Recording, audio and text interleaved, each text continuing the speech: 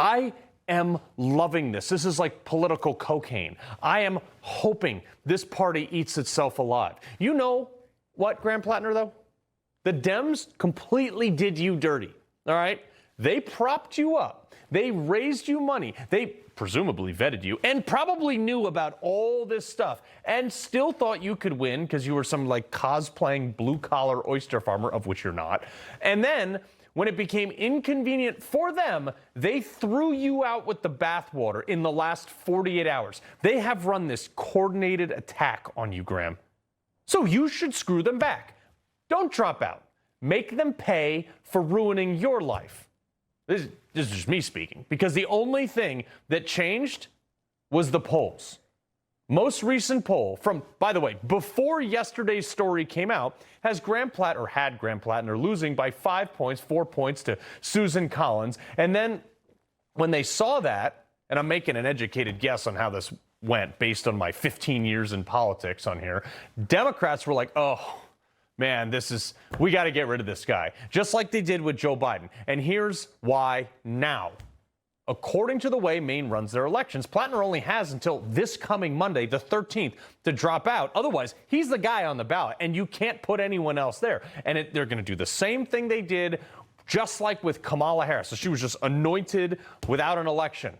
It's so funny. The party screaming for democracy would be able to appoint the new Democrat Senate candidate without a public vote, just choosing whoever they want without an actual sliver of democracy.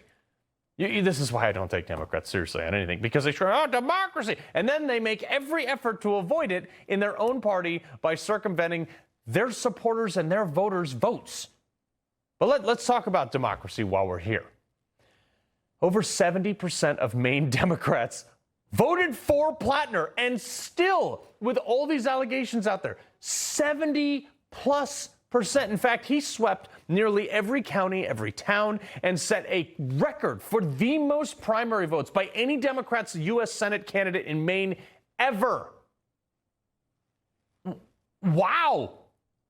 I mean, the Democrats were okay with all this stuff. So I never want to hear or be lectured about decorum or moral character or anything else by any other Democrat ever again, especially ones from Maine, by the way. But what can Republicans learn from this? Maximum pressure campaigns work. See, this is how Democrats always operate on every race for every single candidate all the time. Set a target, pile on, don't let up, keep going, keep pounding until the very end. Republicans, historically, they'll like write one story about it, have some temporary outrage, and then move on. This time, we, especially on this show in particular, did not let this go, along with some other people like the Maine Wire, who's been all over this. And it led to enough press that Platner slipped in the polls enough to have the Democrats jettison him, which looks like what they're doing. This is the model, Republicans. This is how Republicans need to run every election forever going forward, and use this election for everything else.